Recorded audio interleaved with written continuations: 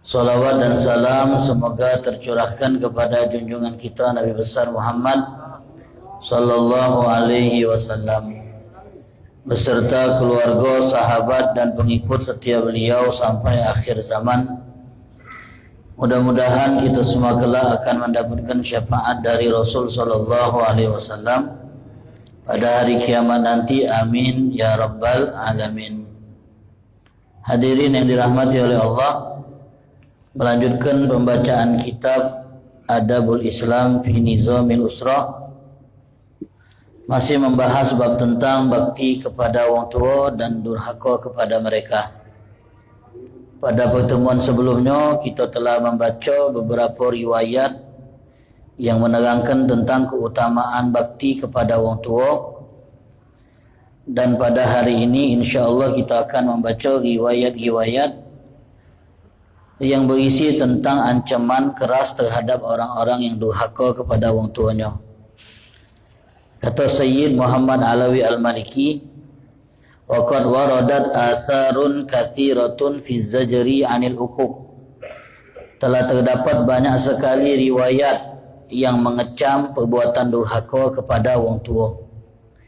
Di antaranya apa yang diriwayatkan oleh Al-Imam Bukhari dari Abdullah bin Umar radhiyallahu anhuma, beliau berkata bahwasanya Rasulullah sallallahu alaihi wasallam bersabda, al-kabair al-isyraku billah wa uququl walidain wa qatlun nafs wal yaminul ghamus.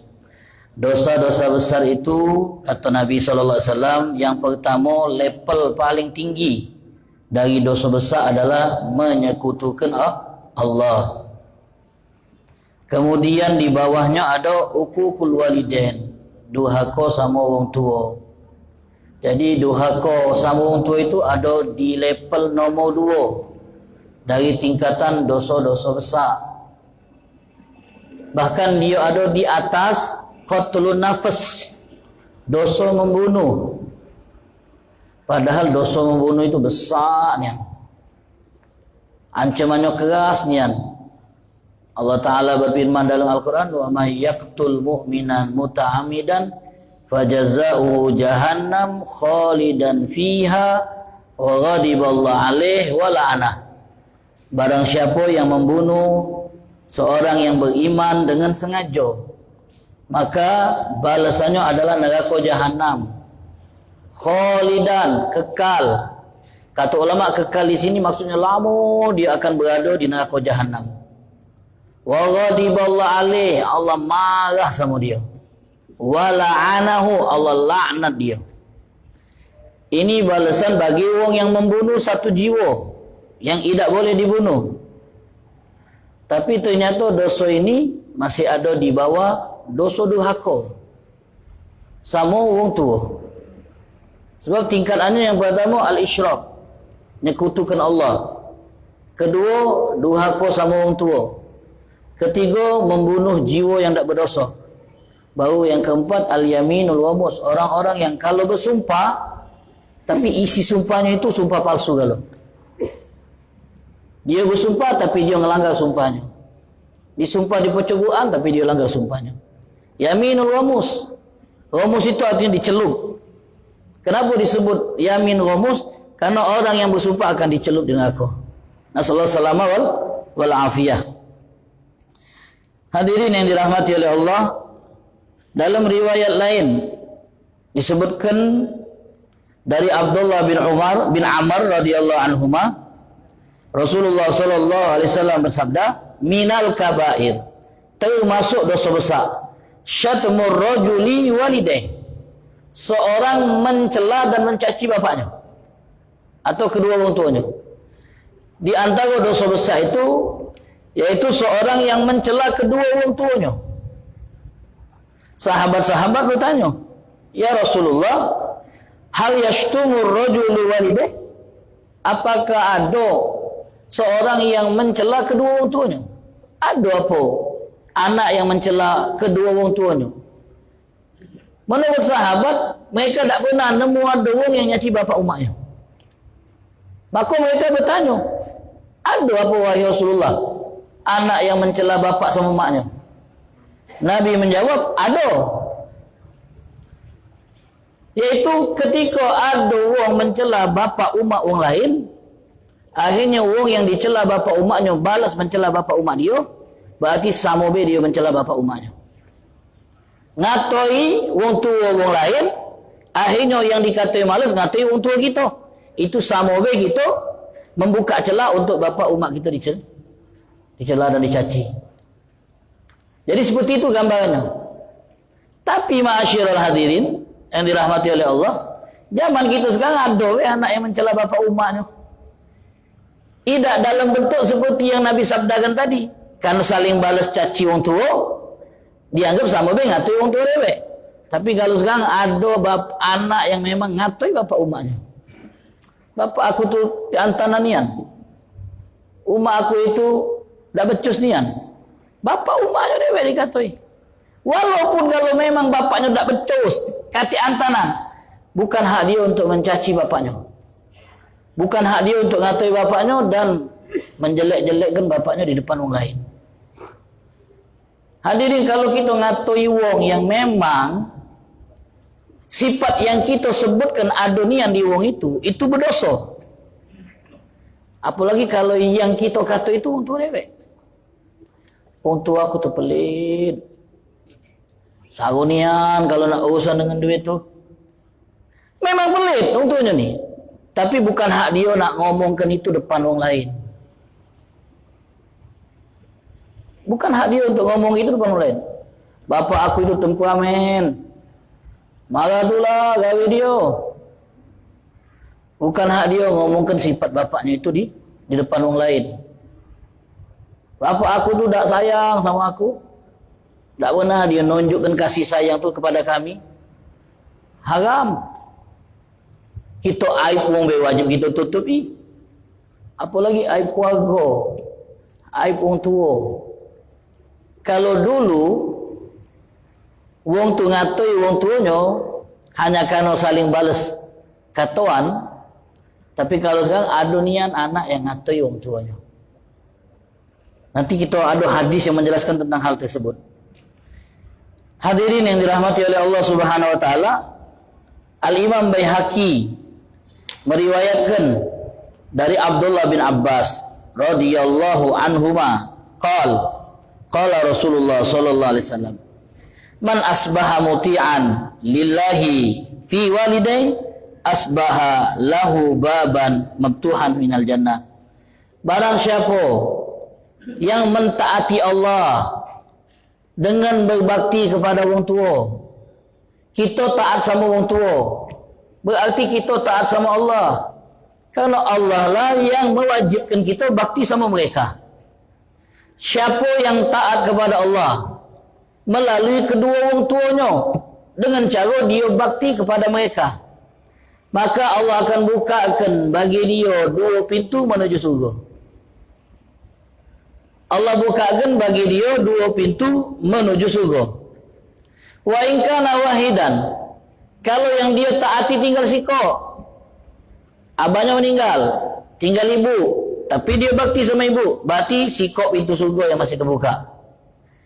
Ibunya meninggal, abahnya masih ada, tapi dia bakti sama abahnya, berarti pintu surganya tinggal sikok.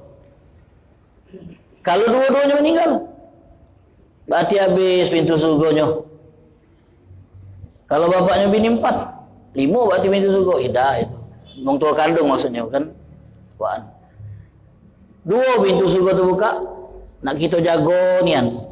Nak kita rawat nian. Jangan sampai disia-siakan.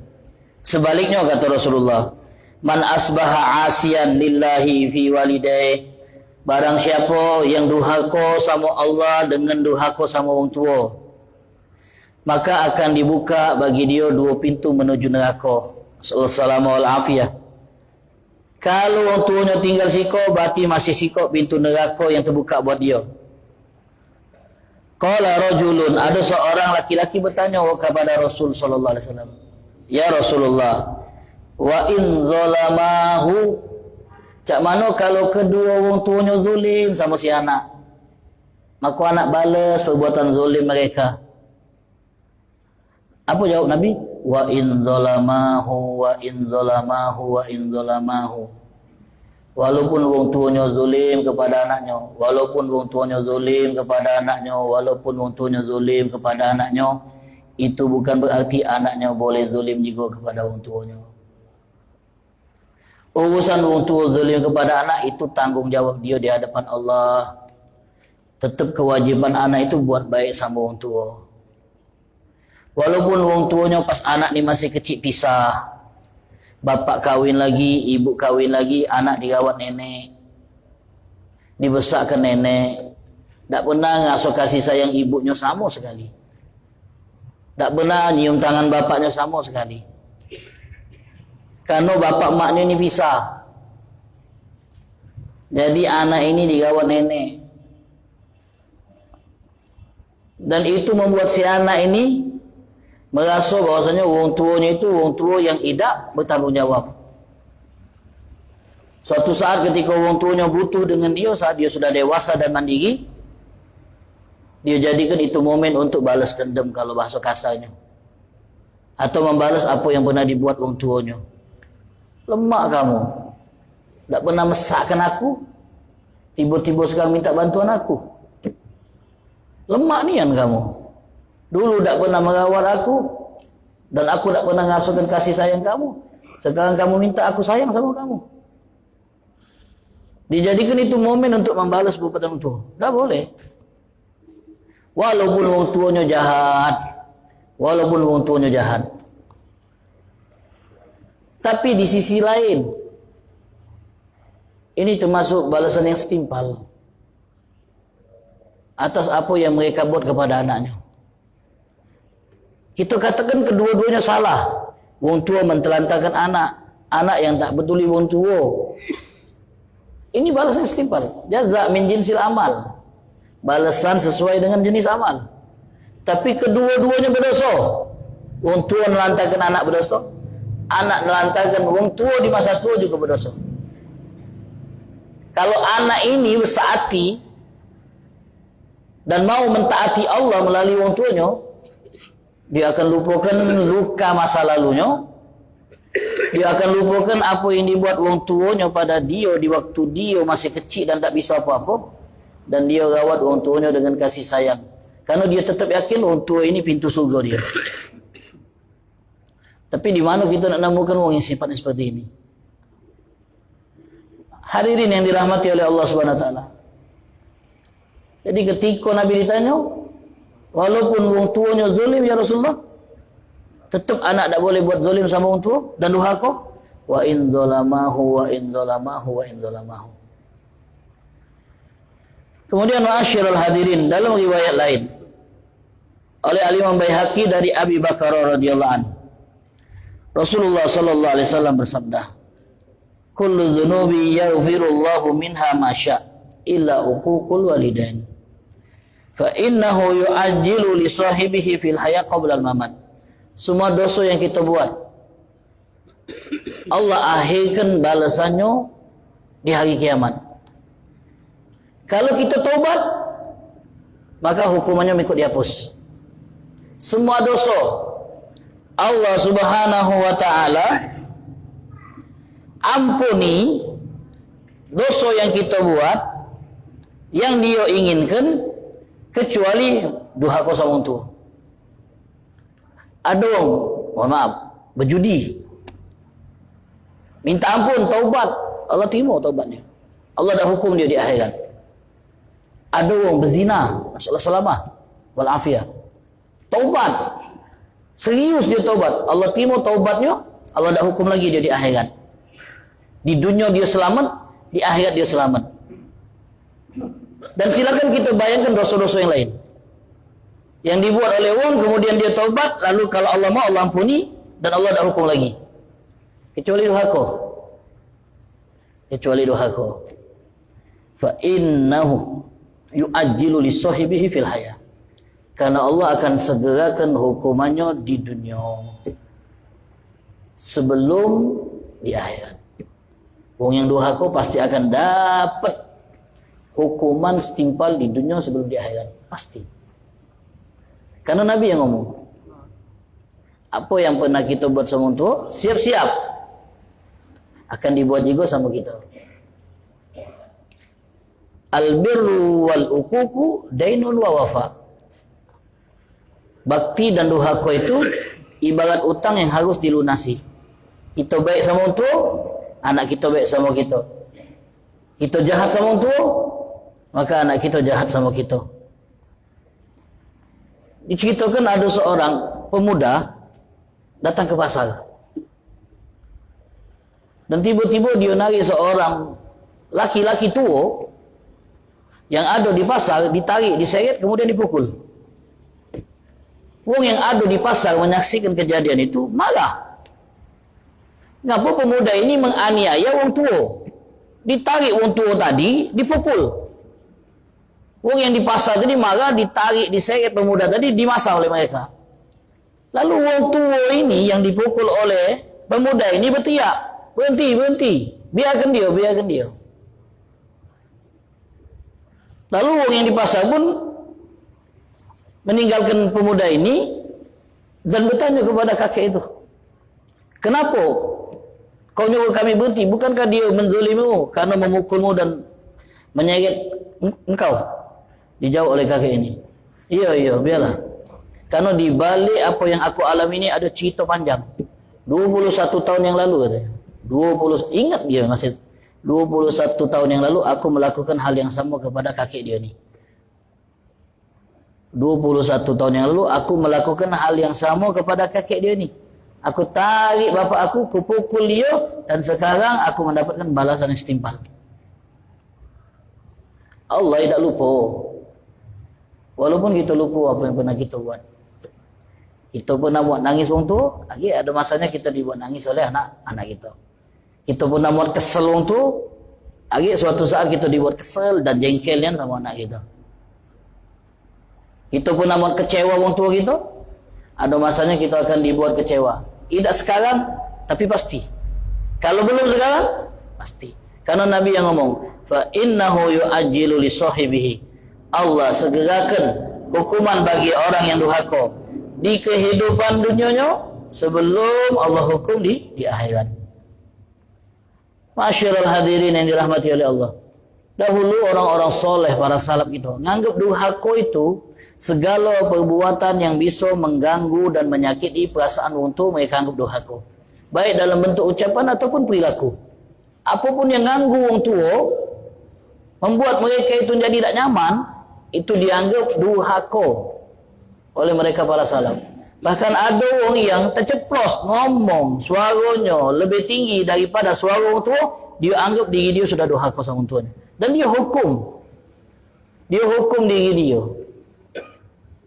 Bahkan ada yang anggap bahwa dia durhaka kalau dia ada di lantai atas sementara orang tuanya ada di bawah. Dia anggap durhaka. Bahkan ada yang sampai takut durhaka tadi kalau makan sama orang tuanya, itu tak berani ngambil lauk duluan, takut lauk itu diinginkan orang tuanya. Sangkin dia tadi. Bahkan sangkin mereka baktinya sama orang tua tu takut dianggap durhaka, mereka tak berani tegak saat posisi orang tuanya lagi duduk, atau duduk saat orang tuanya tegak. Kalau berjalan malam hari di depan, takut ada bahaya di depan. Kalau memang ada bahaya, dia dulu yang celaka sebelum orang tua. Kalau berjalan siang, orang tuanya di depan, takut noli orang tuanya. Alangkah hebatnya. Dulu ada seorang ahli hadis, gelarnya itu Bundar. Bahasa Arab ini Bundar, gelarnya ini. Jadi beliau pernah izin sama ibunya, Bu, minta izin nak belajar, nak musafir, nyari ilmu hadis, belajar ilmu hadis. Kata ibunya, aku orang siapa kalau kau berangkat? Aku ni lah tua, harus ada yang ngewangi. Kalau kau berangkat, siapa yang ngurus? Tapi bu, kawan-kawan lah berangkat galau. Agi aku ketinggalan. Mereka lah alim-alim, lah jadi wong galau. Aku tak jadi apa-apa. Karena terlambat belajar. Tapi oleh ibunya ngomong, tetaplah di sini. Aku doakan kau dapat berkah dari Tuhan. Kalau kau ngawat aku. Dah nurut dia. Dirawatlah ibunya. Dijagalah ibunya tadi, Pak. Sampai ibunya meninggal. Setelah sekian tahun dia menunda proses belajar hadis. Hanya karena dia ingin fokus merawat ibunya yang sudah tua. Setelah ibunya meninggal, tak ganti lagi tanggungan dia. Berangkat dia. Keluar kota, nuntut hadis. Belajar hadis.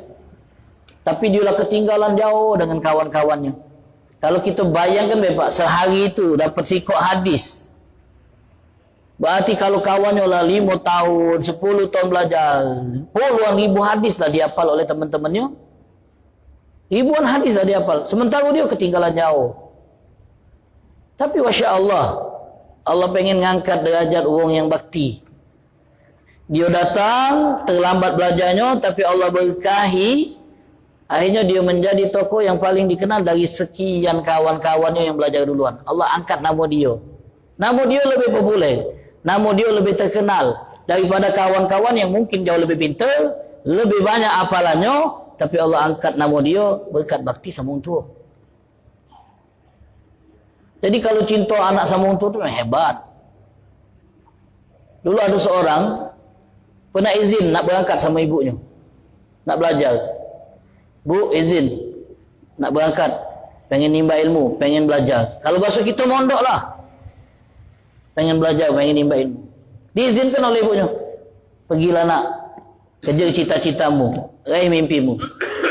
Tapi pesan aku sih kok nak, tiap tanggal 15, saat bulan lagi puncak purnama, di waktu setelah Isya, pandangilah bulan. Pandangilah bulan. Karena aku akan melakukan hal yang sama. Dan itu aku anggap cara untuk melepas rindu karena perpisahan antara kita. Setiap tanggal 15, ketika bulan puncak purnama, keluarlah di waktu malam, pandangi bulan, dan aku akan memandang juga, dan itu aku akan anggap sebagai cara kita melepas rindu. Komunikasi cuma itu. Zaman dulu. Jadi kalau aku melihat bulan, aku akan beranggapan anakku juga sedang melihat bulan yang sama. Dan itulah cara aku melepaskan rindu. Hal-hal yang luar biasa ini yang dialami oleh para salaf itu. Bahkan ada seorang yang sangat terkenal alim, Haywah bin Shureh, punya majelis. Saat lagi ngajar, kan kita pernah dengar cerita ini. Saat lagi ngajar santri-santrinya, ibunya manggil datang ke masjid. Ibunya ini terkenal kasar. Tipe-tipe orang tua itu macam-macam. Ada yang keras, ada yang kasar, ada bawa anak marah terus. Tapi anak itu harus patuh dan taat. Ibunya agak rildo, agak keras sikit.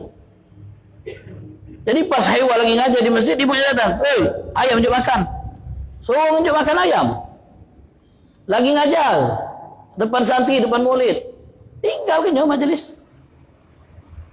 Tinggal kenyo. Katanya, kita pending dulu ada perintah nih. Tegak dia. Lagi ke kandang, jom makan ayam. Ini makan ayam dia. Habisnya balik lagi masjid, ngajar lagi seperti biasa. Ngajar lagi seperti biasa. Kadang kita ada tugas yang idak darurat nian, yang idak penting nian, orang tua nelpon, dah kita angkat. Orang tua nelpon, dah kita angkat. Kita juga mama, papa, abah, umi, bos. Ada yang namanya bapaknya bos. Nelpon, dia lagi ngobrol sama kawan. Kata kawan, no, bos kau nak nelpon. Biarlah. Bos kau nelpon aja, biarlah. Orang tuanya ini bos orang tua. Tapi kalau bos dia pegawai, angkatnya. Kalau bos orang tua tak diangkat, biarlah. Paling tak duit aja. Nah, paling minta duit pula dia ngomongnya. Tak diangkatnya. Sibuk tidak. Ini lagi ngajar, balik dia. Yo, siap bu. Nyok ayam makan. Yang sudah jadi orang tua dan anaknya sudah pisah, yang sudah dewasa, sudah menikah. Tahu mak mana perasaan saat dia nelpon dan tak diangkat. Diulang lagi, tetap dia diangkat. Kadang-kadang perasaan orang tua ini macam-macam. Macam-macam. Negatif thinking. Caknya sekarang udah mulai tak terlalu peduli lagi. Macam-macam fikirannya. Padahal mungkin anaknya sibuk nian. Mak mana perasaan pasal pun berkali-kali tak diangkat. dak dibalas pula, dak ngabari pula ngapa dak ngangkat. Orang tu ngasih tahu, minta maaf. Tadi lagi ada gawian bah. Lemah gitu. Saat ini tak niat. Nelpon balik pun tidak. Ya Allah, alangkah kecewanya kita. Alangkah tak lemahnya perasaan saat diabaikan cuman gara-gara kita nelpon tak diangkat. Itu pun sudah mak mana perasaan gitu. Apalagi kalau kita ngomong depan mereka itu tapi mereka tidak nyimak apa yang kita omongkan. Dan itu minal ukuk. Termasuk ukuk adalah saat orang tua ngomong kita tak perhatian. Tak perhatian. Nah, bagang HP ni kadang. Untuk ngobrol gitu, ngobrol dengan orang jauh. Asik pula dengan orang jauh tu, asik pula. Melalui chatting. Untuk ngobrol sama kita. Tapi tak terlalu kita simak, tak terlalu kita dengarkan. Bahkan, apa dia buat tadi? Apa dia ambil tadi? Minta diulang pula. Itu minal uquq. Merengut di depan orang tua itu. Durhaka sudah, merengut. Anak-anak gadis lah, yang galak merengut-merengut ni. Anak-anak betina ni. Saat keinginannya tak dipenuhi oleh orang tuanya, mulai dia cemberut, mulai dia merajuk, masuk pintu, masuk kamar, tutup pintu, diepuk-epuk orang tuanya, dirayu-rayu orang tuanya, biar tidak lagi merajuk, tak peduli dia, tak tegurnya orang tuanya, seharian. La haula wala quwata illa billah. Ya anak belum ngasuh jadi orang tua. Agak kalau mereka jadi orang tua dan ngasuhkan hal yang sama baru tahu dah lemaknya. Tak lemaknya dimaitukan oleh anak tu baru tahu. Masyarul hadirin yang dirahmati oleh Allah Subhanahu wa taala. Kisah yang sangat familiar yang sudah sering kita dengar. Bahwasanya kata Abdullah bin Abi Aufah, kami sedang bersama Nabi sallallahu alaihi wasallam. Tiba-tiba ada seorang yang mendatangi Nabi. Lalu dia berkata, "Ya Rasulullah, di sana ada seorang pemuda yang sedang sekarat. Lalu kami talkin dia untuk mengucap la ilaha illallah. Dan dia tak bisa menirukan ucapan kami." Nabi bertanya, "Wongnya solat tak?" Pemuda yang sekarat ini solat tak wongnya? "Solat ya Rasulullah." Panahado. Setelah Nabi dengar jawaban bahwa dia ni wongnya solat, Nabi langsung bangkit. Lalu Nabi bergegas mendatangi tempat di mana pemuda ini lagi dalam keadaan sekarat. Nabi masuk, lalu Nabi SAW yang mentalkinkan sendiri pemuda itu, "Qul la ilaha illallah." Lalu pemuda ini yang masih baca ngomong, masih baca menjawab, "La astati," tak tahu, mulut aku tak baca mengucapnya. Qala lima. Lalu ditanya ngapa? "Kila kana ya'uku walidatah." Lalu ada yang jawab, "Iya ya Rasulullah, mungkin karena dia ni durhaka sama ibunya." Lalu Nabi bertanya, "Ahayyatun walidatu?" Ibunya masih hidup? Dijawab, "Naam, ibunya masih hidup." Kemudian Nabi SAW memerintahkan sahabat untuk menjemput ibunya. Setelah ibunya datang, Nabi SAW berkata kepada si ibu, "Ini benar anakmu?" "Iya, ini anak aku." Lalu Nabi bersabda, "Bagaimana pendapat engkau jika seandainya aku menyalakan api yang besar, kemudian ku bakar anak kau ini biar matinya cepat? Dia ini tak bakal baca mati, kecuali kalau kau meridainya. Biar dia mati, kita bakar belah. Kita bakar belah," kata Nabi, "daripada dia mati terus." Kemudian kata Nabi SAW, "Kecuali kalau kau mau meridainya dan memaafkan kesalahannya, baru tidak kita bakar dia. Kalau kau tak mau memaafkannya dan meridainya, kita bakar dia." Lalu ibu ini berkata kepada Nabi, "Ya Rasulullah, aku maafkan dia, aku ridai dia." Lalu Nabi SAW bersabda, "Kalau itu buatlah kesaksian di hadapan Allah dan di hadapan aku bahwa kau memaafkan dan meridai putramu." Lalu ibu ini angkat tangan dan berkata, "Allahumma inni ushiduka wa ushidu rasulaka ani qad raditu ani bani." Ya Allah, aku bersaksi di hadapanmu dan di hadapan Rasulmu bahwa aku telah meridai putraku ini. Lalu Rasulullah SAW berkata kepada pemuda yang sekarang tadi, "Qul la ilaha illallah wahdahu la syarikalah wa asyhadu anna Muhammad abduhu wa rasuluh." Dan akhirnya dia mengucapkan kalimat tersebut dan Nabi SAW bersabda, "Alhamdulillah alladzi anqadhahu minan nar." segala puji bagi Allah yang telah menyelamatkan dia dari neraka. Yang kalau seandainya ibunya tidak maafkan dia pasti masuk neraka. Walaupun dia solat, walaupun dia puasa, walaupun dia bersedekah, walaupun dia ahli tahajud, kalau sudah durhaka sama orang tua, maka pasti masuk neraka. Karena ridha Allah tergantung ridha orang tua, muka Allah tergantung muka orang tua. Kita malam munajat sama Allah, pagi menghujat orang tua kita, maka tak kata apa-apanya munajat kita di hadapan Allah Subhanahu wa ta'ala.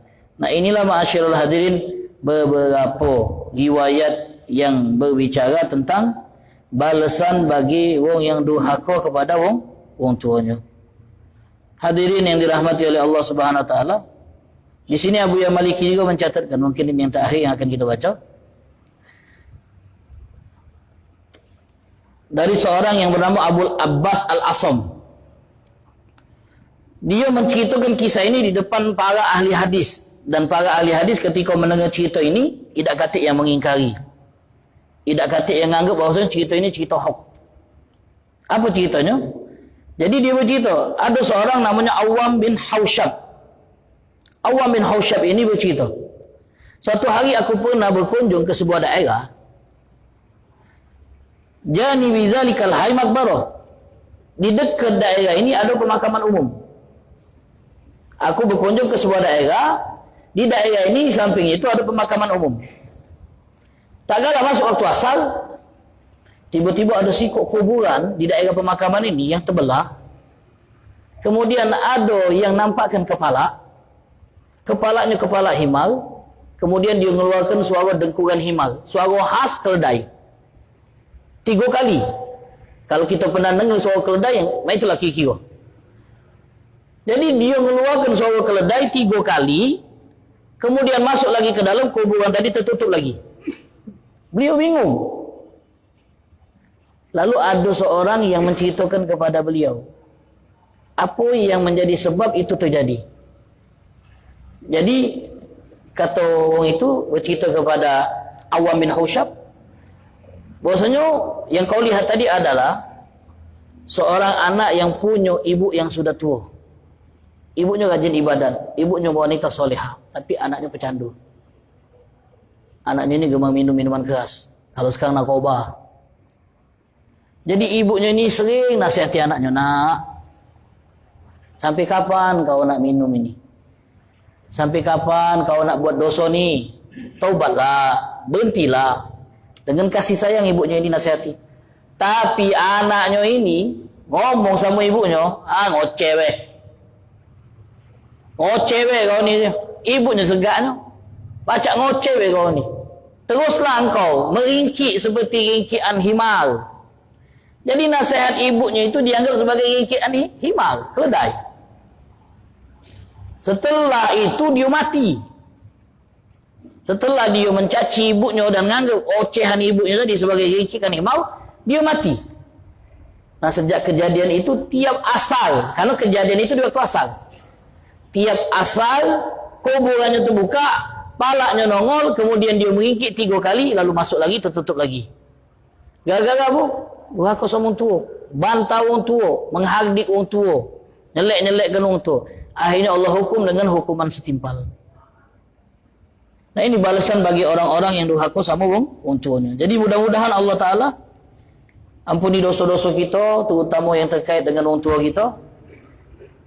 Kalau ada hal-hal yang pernah kita buat sama orang tua kita saat mereka masih hidup atau setelah mereka meninggal, kita minta kepada Allah agar Allah Subhanahu Wa Ta'ala maafkan kesalahan kita, dan Allah ampuni dosa orang tua kita.